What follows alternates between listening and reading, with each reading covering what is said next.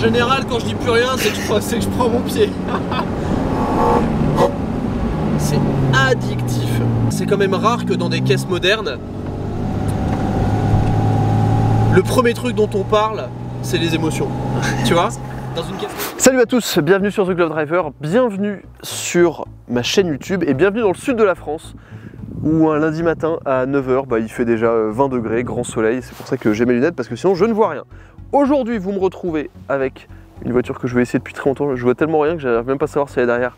Je vous présente le Boxster Spyder RS. Alors je suis un peu éteint parce que j'ai passé ma semaine à filmer des vidéos et j'ai fini par attraper froid et du coup je suis un peu pris. Mais bon, aujourd'hui, essai du Boxster Spyder RS. Alors, vous avez peut-être déjà vu cette vidéo sur la chaîne de Thomas, World Supercar, avec Elliot, son propriétaire, qui a présenté la voiture avec Thomas. On va pas faire un doublon, déjà t'as pas mis ta capuche. Non, je peux mis ma capuche. T'as pas mis ta capuche. Bon, on dit ça parce que Elliot, dans la vidéo avec Thomas, avait gardé sa capuche et s'est fait copieusement insulter pour ça. Mais c'est normal, c'est Internet, c'est les joies d'Internet. Elliot, c'est avec toi qu'on avait filmé ton Alpine bleu très modifié. Il y a de ça quelques années, 3 ans je pense. Exactement, c'était je crois même quasiment une des premières vidéos de la chaîne qui avait fait 100 000 vues. La vidéo est très bien marché. Et le contenu entre guillemets que je partage, Thomas l'avait déjà mis, mais c'est le compte Cars Collection 06. Quoi, et donc on essaie de partager la passion comme on peut. Quoi. Exactement, et donc là c'est la nouvelle acquisition Boxster Spyder RS, donc la version ultime du Boxster Spyder. J'ai même encore du mal à me dire que c'est un Boxster tellement là on arrive sur des performances et des niveaux de technologie qui sont importants. Ça fait combien de temps que tu as la voiture, Elliot? On l'a reçue le 23 décembre. Ok. Voilà, donc ça fait quasi 2 mois bientôt, dans une semaine ça fera 2 mois. C'est une voiture exceptionnelle, voilà, il n'y a pas vraiment grand chose à dire et je trouve ça un peu dommage d'ailleurs qu'un produit comme ça ne soit pas dans la gamme entre guillemets de manière continue quoi. Au moins que si demain ils arrêtent celle-là, qu'ils en mettent une autre qui soit comparable. Bon, on connaît Porsche, ils réussiront bien à nous dire que celle-ci c'est la dernière, mais qu'en fait c'est jamais la dernière, il y aura une édition limitée, une édition limitée, une édition limitée. Avec des batteries de Tesla dedans. Voilà, exactement, alors on n'espère pas. Bon, effectivement, cette voiture elle est annoncée comme étant la dernière Porsche Boxster thermique et on peut dire qu'ils ont fait les choses en grand, puisque cette voiture est équipée du flat 6 4 litres atmosphérique de la 992 GT3 qui développe 500 chevaux. J'avais déjà fait plusieurs vidéos sur des Boxster Spyder, dont une qui avait extrêmement bien fonctionné sur ma chaîne et que vous avez adoré sur un Boxster 981. Le principe du Boxster Spyder, c'est déjà d'être une voiture vraiment orientée plaisir de conduite, orientée sensation, émotion, performance. Là, sur le Spyder RS, c'est la même chose, mais avec les curseurs poussés à 12 sur 10 quoi. Avec des trains avant retravaillés, on a notamment les trains avant, c'est quasiment la même voiture en fait que le GT4 RS avec quelques différences au niveau du châssis. Ouais, quelques petits détails. Il y a la lame avant, le splitter qui est un peu moins important pour l'équilibre aéro parce qu'on n'a pas l'énorme aileron du GT4 RS. Exactement. Et il y a surtout aussi la suspension avant qui a été légèrement du coup assouplie parce que voilà, comme il y a moins de charge aéro à l'avant, il faut que le train avant soit un peu plus souple pour garder un très bon équilibre. Et voilà, c'est des sorciers quoi chez Porsche, ils ont réussi à faire ça parfaitement quoi. Ouais, donc, toujours. Une fois de plus, c'est hyper homogène comme voiture. Ouais, ça on va pouvoir le découvrir juste après sur la route. Et là en l'occurrence cette voiture là c'est assez spécial parce que c'est un pack Vessar, donc c'est le pack allégé de chez Porsche, c'est le pack optimisé un peu pour la piste. Alors tu as quand même les jantes d'origine, tu n'as pas pris les jantes allégées dessus parce que c'est un autre billet de 10 15 000 des jantes magnésium, ouais. Ouais, c'est à 15 000 les jantes magnésium. Ouais, donc peut-être un peu beaucoup pour des jantes. Non, et surtout en fait on a une énorme problématique, c'est qu'en fin de compte les jantes magnésium c'est très bien.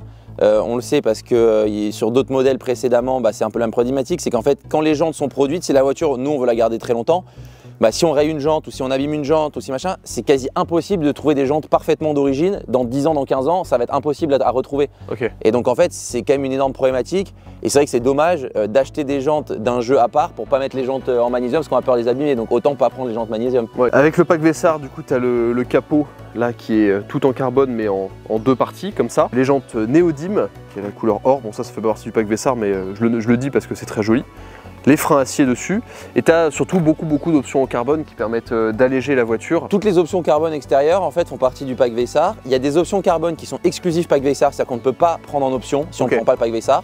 Et il y a des options qu'on peut avoir comme par exemple les rétro-carbone on peut les prendre, les side blade carbone on peut les prendre, mais par exemple les entrées d'air non, le feu stop à l'arrière non. Donc c'est des petits détails comme ça. Alors chez Porsche on ne sait jamais trop, peut-être dans 6 mois on pourra les prendre. Mais en tout cas là pour on va dire la V1 des commandes, on pouvait pas faire autrement. Là en tout cas donc ça c'est un peu la partie qui va nous intéresser, l'admission du Boxster Spider qui fait un bruit aussi dingue que le GT4 RS, mais là avec des sensations différentes parce que forcément il n'y a pas le toit. On en parlait à l'arrière, forcément il n'y a pas d'aileron, mais il y a le ducktail qui est vraiment magnifique, ça donne un look de profil à la voiture. Je dis toujours que le Boxster Spider, on dirait une 918 Spider, c'est encore plus vrai avec justement ce gros ducktail qui sort, et d'ailleurs la petite partie ici, la petite lèvre en carbone là, qui est spécifique. Spider RS en rouge, ça je trouve ça très cool. Tous les rappels rouges avec les feux, les sangles, etc. et les étriers sur la voiture. Ouais, non, c'est un détail très sympa. C'est pas nous la voiture, on l'a pas configurée nous-mêmes, mais je trouve que la personne qui l'a fait a eu de très bon goût. Et moi, ce qui me plaît vraiment particulièrement, c'est tout le rappel de rouge qui a réussi à être hyper bien intégré. Ouais. Notamment, on ira après à l'intérieur pour les sièges, mais moi je trouve que les sièges comme ça avec le rouge, ça fait penser à la GT2 RS. Oui, c'est vrai. Ouais, il avait même les montants de porte en rouge et ainsi de suite. Et le gros avantage chez Porsche, pour les gens qui ne le savent peut-être pas, c'est que les housses rouges, les coussins, ça coûte pas très cher et on peut les changer. Donc si le siège rouge, au bout d'un moment, ça nous prend la tête, on peut mettre du noir, du jaune, du pied de poule, de ce qu'on a envie. Donc ça, c'est top aussi. Exactement, ça c'est un vrai truc à savoir et c'est d'ailleurs quelque chose que je recommande de faire à tous les gens qui ont des Porsche intérieur noir. Tu changes la bande centrale et tu mets ce que tu veux, du pépita, des carreaux, des trucs. Ça change toute la voiture. Ouais. Donc ça c'est vraiment génial. On va pas se concentrer aujourd'hui sur le montage de la capote. Si vous voulez vous informer là-dessus, je vous invite à aller regarder d'autres vidéos. Parce qu'en fait on n'a pas vraiment le temps et en fait la vraie raison aussi, c'est qu'il fait tellement beau que quand on l'a sorti du garage, on s'est dit est-ce qu'on prend le toit? Non. Non, on n'a pas pris le toit. Voilà.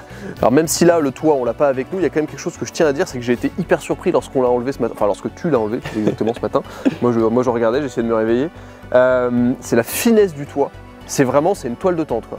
Ah ouais, non, c'est fait pour dire, ok, parfois s'il pleut, à la limite, tu peux avoir un truc sur la tête, quoi. Ouais, ou en tout cas, c'est s'il pleut et que tu veux t'embêter à mettre tout le système, tu peux n'être qu'un tout petit peu mouillé, quoi, presque. Voilà, c'est pas complètement. Mais la voiture a vraiment été développée pour être conduite comme ça, sans toit, la tête dehors.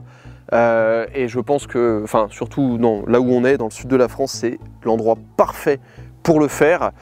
Au niveau de l'échappement, avec le pack Vessar, tu as aussi l'échappement en magnésium, non? Non, c'est les embouts d'échappement en titane. C'est ça, ouais. Embouts d'échappement en titane. Sortie d'échappement en titane. Qui sont du plus bel effet, je trouve. Elles sont très belles, puis tu as toujours ce côté assez mat sur le titane, c'est comme sur les montres. Ouais, c'est très joli. Et en fait, je trouve que c'est très bien intégré, et je trouve qu'ils ont réussi à faire quelque chose du style, on sait que c'est un Spider avec la forme du diffuseur et tout, mais quelqu'un qui n'est pas spécialement averti pourra peut-être pas forcément reconnaître que ces échappements-là sont un tout petit peu plus gros que sur les versions Spider normales. C'est vrai. Et je trouve que ça lui donne un côté un peu, on va dire, discret fondamentalement, parce que c'est aussi le but de cette voiture, c'est beaucoup moins ostentatoire qu'un GT4 RS. Ça c'est clair. C'est vrai que ça reste très discret, surtout là dans une config noire. Moi j'adore le détail des jantes dorées, parce que ça apporte de la couleur, ça apporte un peu de fun à la voiture. Et c'est vrai que les formes, c'est une voiture agressive, mais très élégante quand même. Ils ont réussi le bon compromis. Pour moi, c'est pour ça, on en parlait tout à l'heure. Pour moi, en fait, le GT4 RS et le Spider RS, ok, elles ont beaucoup de points en commun et tout, mais pour moi, c'est des voitures qui sont incomparables en fait. C'est deux philosophies différentes. C'est deux philosophies très différentes. Exactement, quoi. Voilà. Et puis de toute manière, cette philosophie, elle va se traduire aussi sur la route, on va le voir. Parce que j'ai pu essayer effectivement un GT4 RS. Le GT4 RS est vraiment vendu comme étant une voiture pour la piste, qui va sur route. Là, c'est quand même vendu comme étant une voiture de route avant tout. Oui, c'est une voiture de route avant tout. Je pense qu'on ira peut-être pas faire de la piste tout de suite avec, mais en tout cas, l'exemple est simple, c'est quand on a le toit, on ne peut pas rouler à plus de 200. Donc ça veut dire qu'il faut rouler entre guillemets comme ça. Et si on veut rouler comme ça et faire de la piste comme ça, moi je trouve que ça donne une super ambiance. Parce qu'en fin de compte, on a l'impression de rouler dans une barquette Porsche, quoi. Alors Porsche, ils n'ont pas fait des barquettes beaucoup dans leur histoire, quoi. Ils ont fait des caisses du Mans et c'est tout, quoi. Donc à voir sur circuit l'ambiance que ça peut être. Parce que moi j'ai jamais roulé avec une caisse en extérieur sur piste. Toi tu as roulé avec la Caterham, je sais. Et je pense que ça peut être un super feeling avec une voiture comme ça, quoi. Ouais, je pense vraiment. Je pense que c'est comme les Lotus. Hier j'étais sur un track day, tu avais des Lotus, ils roulaient sans le toit. Effectivement, je pense que tu as une sensation de liberté, de son, de vitesse, etc. Tu ressens tout à 110%, quoi. Ah ouais, c'est incroyable. Moi vraiment, j'ai vraiment peut-être hâte de faire de la piste pour ça. Après bon, c'est toujours pareil. On sait très bien que les voitures de route sur la piste, on les abîme, même si entre guillemets c'est vendu pour, voilà, on les abîme, donc faut être prudent. Oui, et puis les Porsche, mine de rien, c'est quand même des voitures qui sont les plus, ça fait partie des voitures qui sont les plus optimisées d'origine pour aller faire de la piste. Exactement, exactement. Je pense qu'il y a toujours des choses à améliorer pour garantir de un sa sécurité, de garantir la qualité de la performance et de la journée, parce que l'objectif c'est pas de casser la bagnole quand on va sur la piste. Sûr. Donc voilà, je pense que c'est des voitures qui sont faites pour, mais il faut en prendre soin. Voilà. C'est clair. Bah écoute, je te propose, alors sur cette vue quand même en plein contre-jour du profil de la voiture, je propose qu'on s'installe, qu'on aille faire un petit tour pour voir ce que ça donne. Ça, c'est quand même une voiture qui est magnifique. En vrai, c'est fou, mais là, en 2 secondes, juste le feeling de la voiture, c'est déjà si précis, si facile. Ah, on est dans du vélo. Hein. Bah, dans du vélo de course. Ouais, c'est du vélo de course. Tu sais, c'est le vélo, tu sais, chez Decat, tu sais, c'est le vélo qui est à 10 000. Quand les autres, ils sont à. Tu sais, t'as les Between, et puis d'un moment, t'as un vélo, il est à 10 000, tu sais pas pourquoi. Bah, celle-là, c'est la même chose. Bon, me voilà au volant du Spider RS. Bon, comme on le disait à l'instant, le sud, c'est quand même sympa. Hein. Fin février. Mais il fait, je sais pas où est la température là-dessus. Il fait 13 soi-disant. 13 degrés, mais ressenti 20. Ouais, ressenti 20. Spider RS, on est pas mal. À droite. Alors immédiatement, droite. Ouais, tout droit là. Immédiatement, juste en conduisant la voiture comme ça, il y a plusieurs choses qui me frappent. La première, c'est tout ce contraste noir et rouge qu'on retrouve aussi à l'extérieur, qui est bien présent à l'intérieur avec les fonds de compteur rouges, le fond du chrono rouge également, et surtout la qualité de l'intérieur. Bon, c'est pas quelque chose de nouveau chez Porsche, mais surtout là, tous les matériaux qu'on peut retrouver, le cuir, l'alcantara partout sur la planche de bord. Ça, c'est une petite option sympa que j'aime bien, ça, la colonne de direction en cuir surpiqué et du cuir partout. Le carbone mat, ça j'adore, le carbone mat c'est vraiment magnifique, autour de la console centrale, devant, le petit logo Vesak RS, Bessar RS, attention, très important. Attention les puristes. Et immédiatement, là je suis en mode automatique, même pas l'échappement sport allumé, rien. Et c'est une voiture qui paraît immédiatement très légère, avec une direction précise, légère, ce petit volant. Et un détail que j'adore, moi, c'est le volant sans bouton. Ça c'est un vrai truc que j'adore. Et immédiatement, voilà, on est posé dans les baquets, comme d'hab, bien ferme, assez droit, mais position de conduite très sportive. Et immédiatement, la voiture, elle vous tombe sous la main, quoi. Tout est facile. Là, juste en cruisant comme ça, lentement, c'est un Boxster, quoi. Là à droite.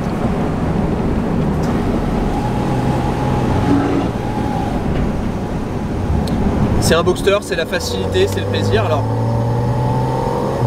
là, on commence à avoir un petit peu de sonorité déjà de l'admission. Bon, on entend même les oiseaux et tout. Ah, ça fait un son très caractéristique. Ouais, déjà immédiatement, premier virage, le train avant il sourcille, pas d'impète. Alors c'est amusant, je trouve la voiture beaucoup moins ferme en conducteur qu'au passager. Ouais, c'est vrai. Je sais pas si tu étais habitué. C'est juste. Et Ouais. tout à l'heure, je me disais, la vache, c'est vachement ferme. Et en vrai, une fois que t'as les commandes en main, tu le sens beaucoup moins.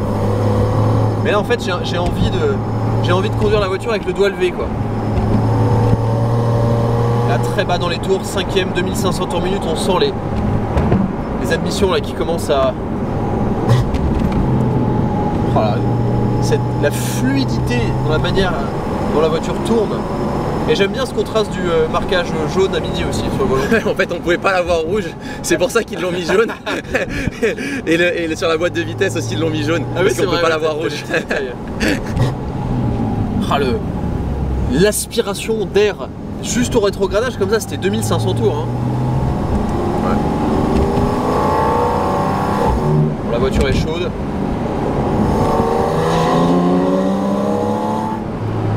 Oh la vache, ça c'est 4000 tours. Oh la fluidité. Oh là là.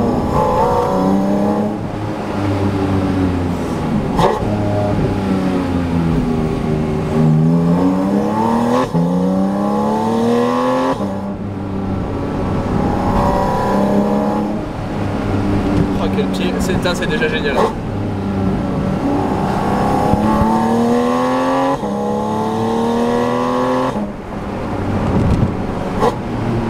L'ambiance sonore déjà, là en plus sur les petites routes, avec le son de l'échappement qui se réverbère sur les côtés, le son d'admission dans l'oreille gauche, la légèreté du train avant, la fluidité de la voiture.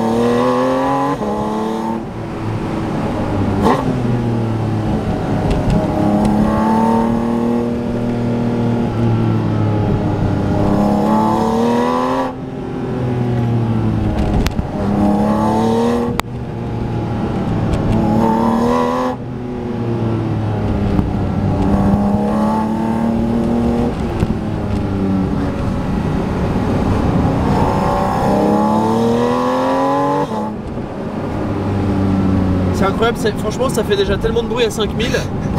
T'as même pas envie d'aller chercher au-dessus. Non, bah là on peut comme d'hab, là elle est encore un peu en rodage, mais, mais à 7000, 7005, franchement c'est exceptionnel. Et les 9000 on les a pas pris, mais franchement moi j'ai déjà des frissons à 7000 quoi. Ah mais rien que là, c'est incroyable.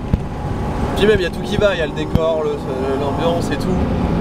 Mais déjà, en fait ça a toujours été incroyable sur le Boxster, mais c'est la fluidité de la voiture là. Sur ces routes, la voiture elle danse.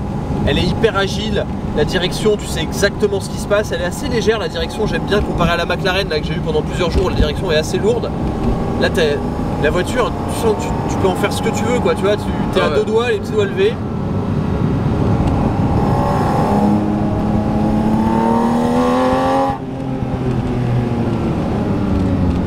Ce que j'adore aussi c'est le feeling de frein. Feeling de frein extrêmement précis, mais ça c'est une spécialité de chez Porsche. Franchement, là, on pourrait caresser les freins avec les orteils, on pourrait doser le freinage au millimètre. Non mais c'est vrai, on pourrait doser le freinage au millimètre. Tu caresses la pédale, tu sens immédiatement ce qui se passe. C'est pas spongieux, c'est précis, c'est mordant.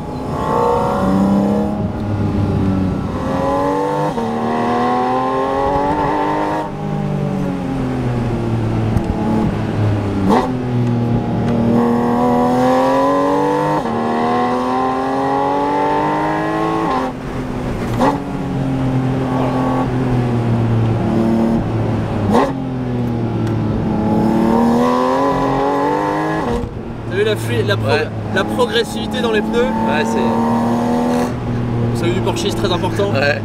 Mais ça, enfin putain quel pied, oh, quel régal.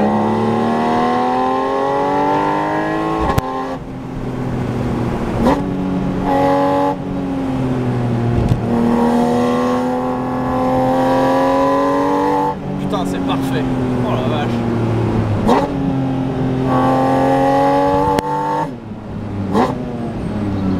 Oh là là, c'est tellement parfait. En vrai là, c'est tout, c'est l'homogénéité, la sensation de légèreté, à quel point la voiture est ferme, très maintenue, mais quand même, t'as vu, quand tu l'emmènes sur les freins, tu vas légèrement avoir l'arrière qui décale. Bon là on a les pneus froids aussi, donc ça joue beaucoup, mais tu sens tellement ce qui se passe. En fait, tu vois, ça c'est très fort. Je vais te dire ce qui est très fort, c'est que c'est quand même rare que dans des caisses modernes, le premier truc dont on parle, c'est les émotions, tu vois. Dans une caisse moderne, aujourd'hui, on parle de performance, on parle de 0 à 100. Là, j'ai toujours pas foutu pied dedans, j'en ai rien à foutre, je prends mon pied. Mais c'est vrai, c'est ça. Et franchement, on peut pas faire meilleur compliment à une voiture. C'est vrai. Quand t'as rien à dire et qu'en fait, t'as même pas mis pied dedans, t'as même pas été chercher la zone rouge, tu sais même pas si à 500 chevaux, tu t'en fous, mais juste t'as un smile comme ça, bah c'est bon quoi. Bah ouais, la voiture est faite pour ça. C'est pour ça que je dis que c'est pour ça que tout à l'heure, quand je t'ai dit ouais, entre un GT4 RS et ça, c'est pas la même voiture. Ah ouais, non, bah non, tu comprends quoi. C'est vrai, et tu vois, effectivement, et je vais appuyer ce que tu disais là-dessus, le GT4 RS, comme tu es dans une ambiance, tu sais, un peu course, etc., ben, tu roules fort, je trouve. Moi, je trouve que j'ai roulé plus fort avec le GT4 RS pour avoir plus de sensations, alors que là, tu vois, tu as aussi les éléments, tu as l'extérieur, tu as l'admission, etc., et tu as moins besoin de rouler fort. Ça n'empêche pas que tu peux pas le faire, la voiture, elle le fait très bien, elle est contente. Hein. Mais quel pied!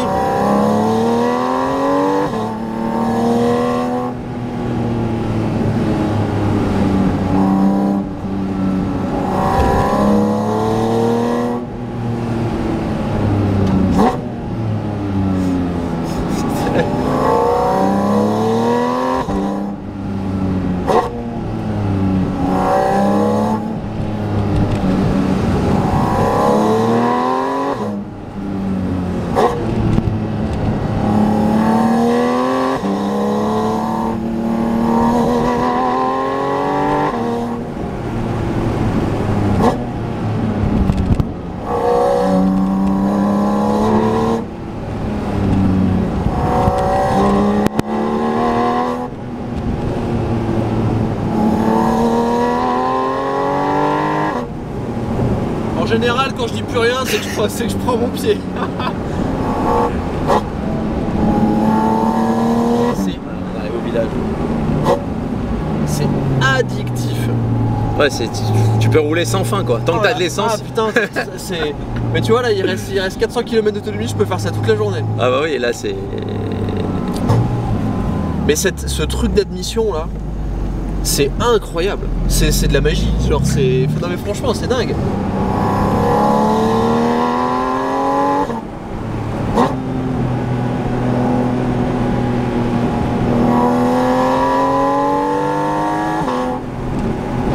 Voilà, quel pied.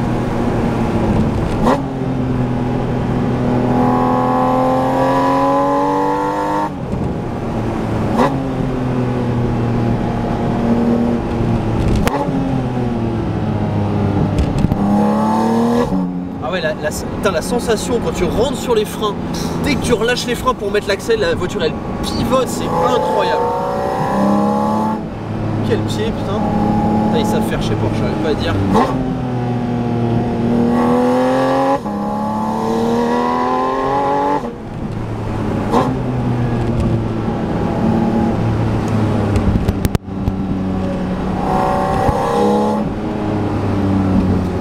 Ouais, c'est exceptionnel, franchement. Et surtout, moi, je m'étais toujours dit, en fait, qu'est-ce qu'elle a cette voiture de RS en fait. Et en fait, quand tu la vois de l'extérieur, elle a peut-être pas assez de RS, mais par contre, quand tu roules avec, tu sens que c'est une RS, le moteur, le châssis, le freinage. Tu comprends que c'est une RS, voilà. Ouais, franchement, c'est un niveau de perfection mécanique. Effectivement, on est bien dans le département RS, quoi. Non, mais c'est vrai, c'est assez ça, parce que la voiture, c'est immédiat, quoi. Immédiatement, c'est parfait. C'est parfait, et putain, tu peux faire ça toute la journée, quoi. J'ai rarement autant dit putain dans une vidéo, je crois. Ça, c'est parce que t'es dans le sud. Mais. Oh, au camp. Mais non, c'est vraiment trop bien. C'est vraiment. Et tu vois, genre, moi, ma grande question, parce que je pense que ça fait longtemps que je parle, ça fait 20 minutes, ouais, mais là c'est que du kiff là. Et ma grande question, c'était, tu vois, si cette voiture était toujours un Boxster, tu vois. Parce qu'on est arrivé à un tel niveau de perf. Ah oui, non, mais moi je suis d'accord avec toi. Et de complexité par rapport à la base, au Boxster entre guillemets de base, le normal, tu vois, le truc sympa. Et en fait, c'est un peu un mix des deux. C'est-à-dire qu'à la fois, effectivement, tu as ce côté RS qui vient vraiment des gros modèles de chez Porsche. Mais pourtant, et en même temps, tu as toujours cet équilibre et cette facilité de prise en main et ce plaisir presque, alors simple avec des gros guillemets, du Boxster, tu vois. Ouais, non, je suis d'accord avec toi. Ça reste un bon mix entre les deux. Effectivement, on est très loin de ce qu'était le Boxster de base, mais on y est toujours quand même. Ouais, c'est juste. Après, si je devais la mettre chez Porsche dans une catégorie, entre guillemets, je la mettrais sûrement au-dessus d'une 91 Phase 2 GTS. Oui, largement. Voilà. Au-dessus peut-être d'une 92 GTS, parce que je la connais pas assez la voiture. Juste en dessous la GT3 Touring. Juste en dessous la GT3 Touring. Voilà. Je la mettrais juste en dessous d'une GT3 Touring. Ouais, et alors, honnêtement, alors je sais pas pour décrire la GT. PDK, hein, Touring en PDK. Touring PDK. Je mettrais juste en dessous. Touring PDK, ok, t'as le MIT 911, etc. Mais je pense que ça, c'est plus fun à conduire. Et j'en suis même sûr. Non, mais j'en suis même sûr. Ça, c'est plus fun à conduire. Ça sera peut-être moins, ça sera forcément moins efficace, moins performant. C'est pas le MIT 911, mais ça, sur une route comme ça, je prends beaucoup plus de plaisir à être la tête dehors. Avec une voiture hyper légère qui pivote comme ça qu'avec une 911 qui en fait est un vrai scalpel.